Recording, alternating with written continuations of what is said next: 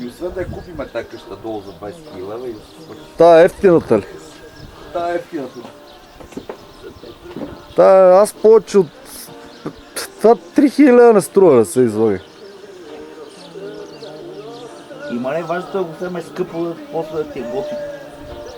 Си го вземал скъпо. По-добре... Абе и ти си прав. Ама е тая е по-хубава тук са буратината долу. Ама трябва да я правиш пане. Е, трябва да. Ама като гледам конструкцията е доста добра. Ама не това ти казвам, защо трябва да работи ако модерно. Ето, как да ти да финкат я тук? Какво ти наготвено, какво ти оправено, какво ти тичкаш, за какво трябва да купуваш, като мога да... Само да му береш гайвето? Ав си. Как не е? Хората са го измислили. Само да не дойдат някакви такива с претензии да развалят цялата работа. То сега е хубаво, след 10 години тук ще е отвратително. Така е. Точно там речи.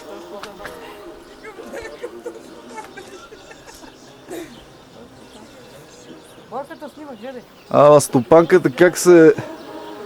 Добре си там. Не пред него. Да, аз също обичам да снимам. Аре сега голяма работа. Голяма, не е. Роко, тази родница избяга. Яо, Роко. Яо, Роко. Там да те снимам. Роко, ба ти си много фотогеничен, бе. Опасана. Ей, яде мухите. Браво.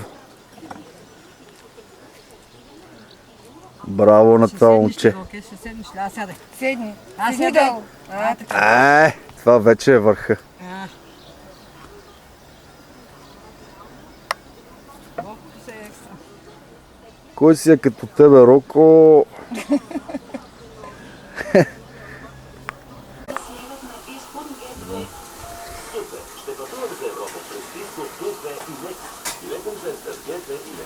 Трудно се свиква с зума, нали? Ако търсиш качествен кадър, то е разкоростен. Да. Скоростен. Не, искам да изкарам един цел така. Малко ми трепели ръката, обаче това не е приятно. Къде се спираш това, бе? Вратваш го надолу. Това ли? Я от всяка. Цингане да... На цинге си такава едно. Бело моме си има гледки роти. Цингани. Вие хубаво от сега, че тогава. Наистина е добро, да. Ма добро е, какво сега? Хубаво, да. Кажи. Да бе, казвам, няма да си криват душата. Значи аз такова нещо...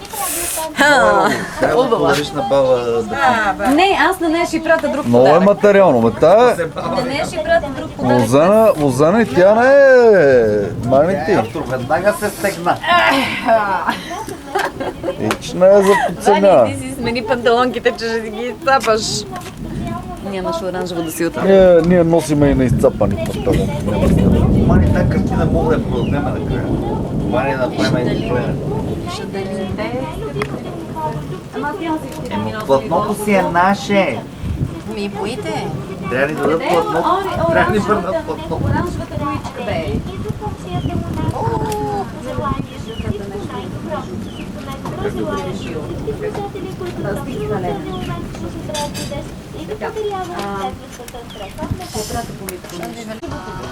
Обаче трябва да сме на лента. Дали още да мръчкаме, бе, нещо? Къде е оранжевото? Виж сега, ма знаеш какво тук? Трябва да завършиш с този те тежките тонове горе, по-нега го. Кои тежки, тук ли? Да, с тези синьото това дълбоко. Отдолу, дете отгоре да се обърне. Нали маски, нали синьо, зелено, жълто. Да подчертаеш клоните, да се видиш има клон. О, не, аз благодаря, но не Да, студено, точно ако не станеше... не да навлизаш. Така на рамената. Когато работя много Не, там е клон е това, бе. Нищо, добре, айде, това е някакво.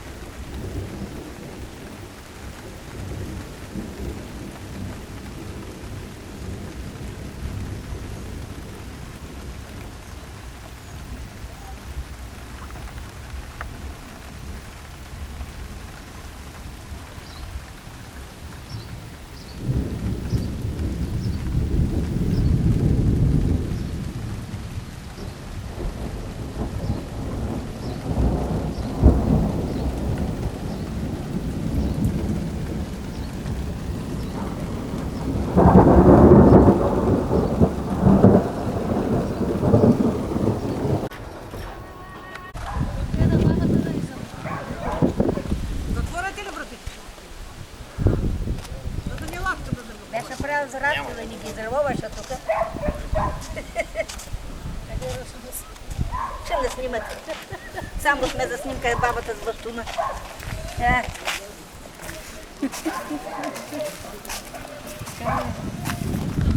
Нека с бастун да идат. Рамбо. Супа се плаши. Това съм по-страшен от него. Я ги нямам по-лошеви от тебе от домата. Да. Трябва да знаеш. Единия кадър ще го правиш ето до гърдите, метър план, а другия кадър ще ги редуваш близко, далечко, далечко. А Стоянче е режисьор. Не. Браво.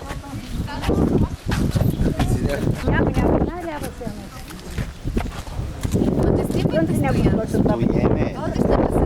А, грешка. Това е въпросната водеща. Много е фотогенична. Да. Особено като си пил няколко водки. И е хубавица, хубавица на всичко. Хубавица е. Да.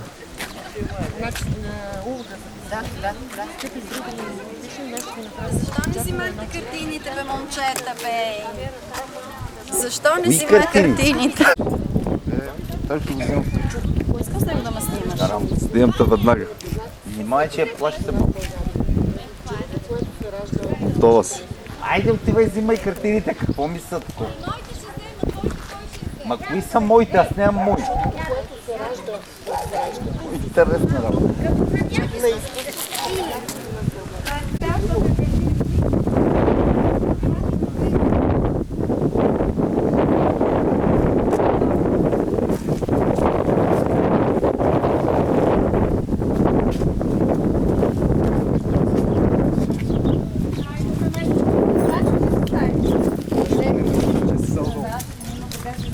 Ти сам ще се оправиш ли?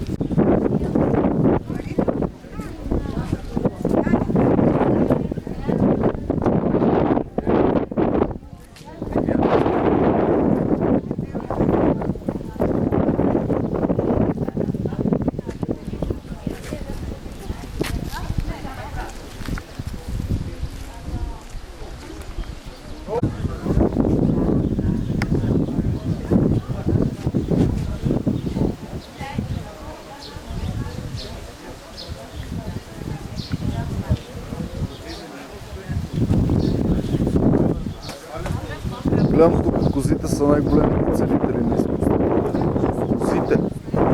Ели къде надзад. Те ще дойдат насам.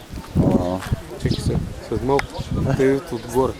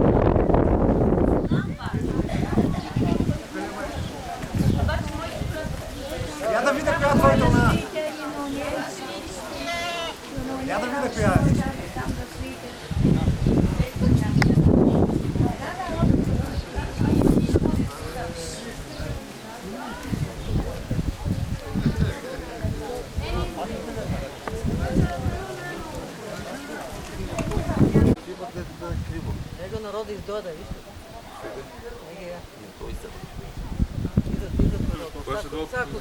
Ако свирнат гайдите, сега ще си берат повече. Къде си тия гайди? Ей, тук. може да пари са на гайда. Стига, сериозно, имаш ли гайда? Айде, Айде бе, моля. Допа чака да донесе. Айде, айде, моля. Точно, айде, ще се в бомбата. Ами има една гайда. Няма, като... Сериозно, ще дойде. Няма с това, ама те пак доста. До 3 гайди.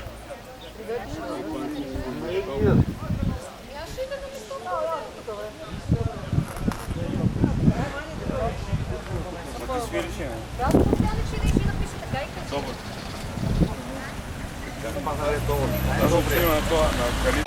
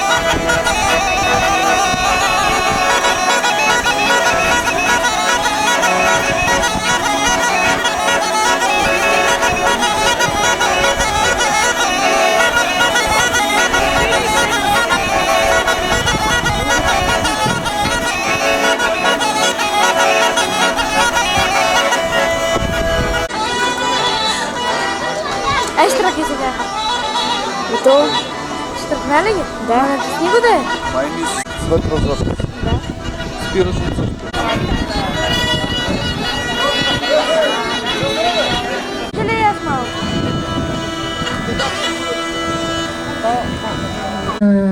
Една жена от нашата група. Това е Тотка Лунгарска, която вчера още в първите минути, когато пристигна за първи път в селото, написа следното. Древни къщи, обелели от радост, сред цветни градини. Други, тъжни, посивели от старост, скрили в себе си спомени дивни. 2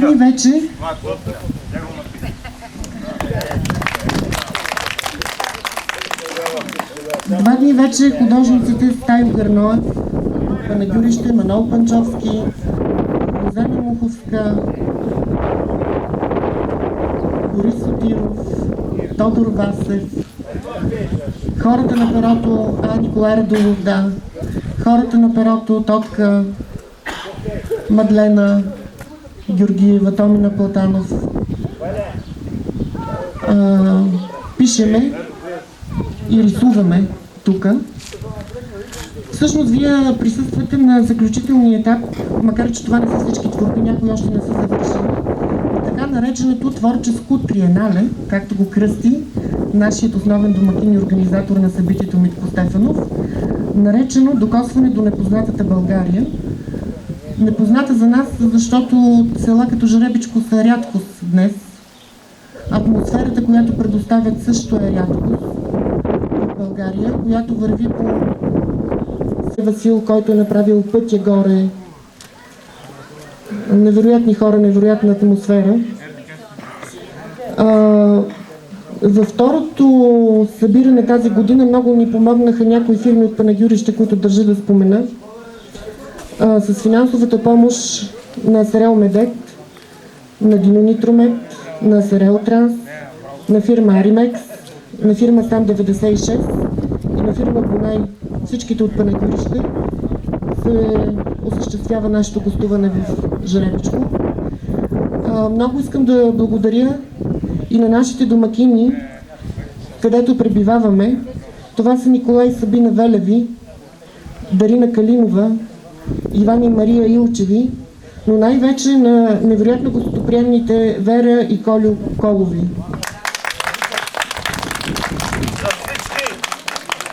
И на абсолютно всички.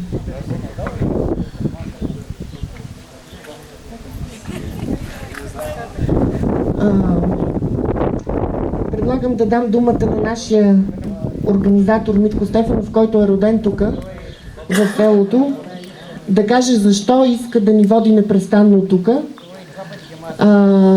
Да чуе, може би, неговото обяснение, защо пък ние се съгласяваме да идваме тук. И може би да прочете някои свои неща или да каже. После ще чуете малко по-късно и поетични творби. Излишно е да ви казвам колко съм развълнуван, защото първата причина за това е, че тук съм роден, тук си ми е хубаво, тук ми е вързан път. Като дойде тук, всичко в мен започва да вибрира по малко по-особен начин и това е основната причина. Стоян не е прав, като казва, че аз ги вода тук. Дойдахме миналата година случайно. Първо с Тайо, с Манол и те толкова им хареса и така разшумяха, че веднага забравиха хора. Тодор Васев, който е тук, Борис, те никога не са чували за Жребичко. Попадат за първи път, може би ще искат да кажат по няколко приказки какво им харесва тук и защо те ще продължават да искат да идват тук. Защото е хубаво, защото е Жребичко. Защото е нещо много рядко, много уникално. Защото е истинско. В него атмосферата е особена, то зарежда с енергия. Благодаря на всички, които са тук и се надявам да се срещаме за бъдеще. Някой друг иска ли да каже нещо? Борис иска да каже. Борис, Не. Човека зад камерата иска да каже нещо. искаш ли? Това, което най-силно ме впечатли е наистина гостоприемството на хората. Природата е излишно да я коментирам. Нещо, което е запазено през годините.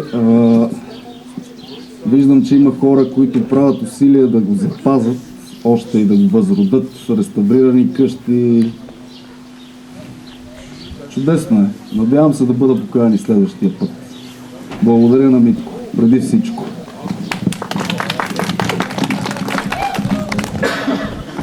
Борис без да иска каза още една причина защо идваме тук. На мен много ми се иска света да открие Жребичко, да го преоткрие и да го възстанови. Жребичко е село, което трябва да живее. Такива села не могат да загинат.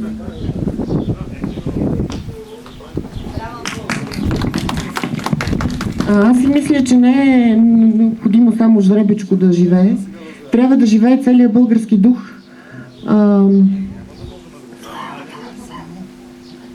Който места като това съхраняват и дават сили, дават просто сила и устой и стабилитет. Без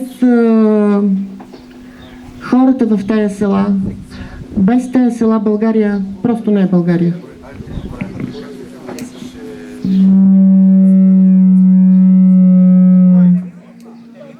Ето е точка. Да, е точка. Малко са ни повече, вече няма кой да ги гледа колкото там.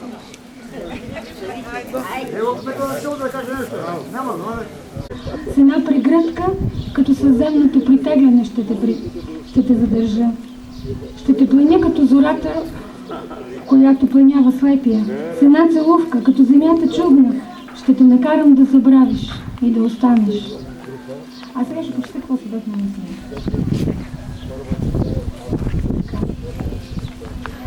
Ще ме извините, малко е тъжно. Никога вече няма да бъда щастлива. Дните ми преливат от самотия. Мислите ми блуждаят като самотни звезди сред безкрая. Изгубил и центъра на своята вселена. Сърцето ми е покрито с пустинен прах и аз не зная Ще го изпълни ли някога пак светлината на рая?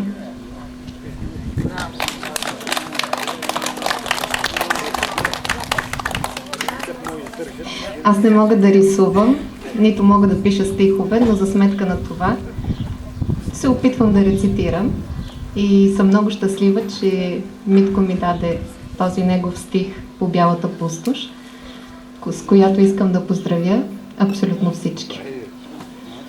И най-вече да благодаря Стайо, да благодаря на Стайо за това, което направи за мен днес.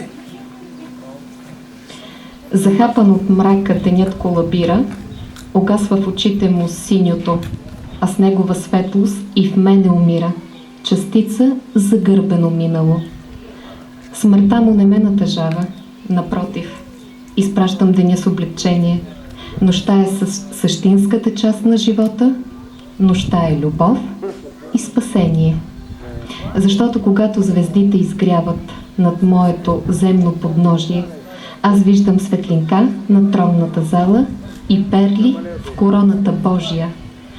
Защото нощта ме превръща в светулка, припламваща с призивни знаци. Щурче ме превръща тя в снежна цигулка, която и пее, и плаче. Единствено нощем по млечните пътища съзирам човешката истина и смисъла в простото утрешно бъдеще и знака в гласа на Всевишния. В нощта до премала душата ми крачи по бялата пустошна листа и ражда стиха ми най-простия начин в живота да бъда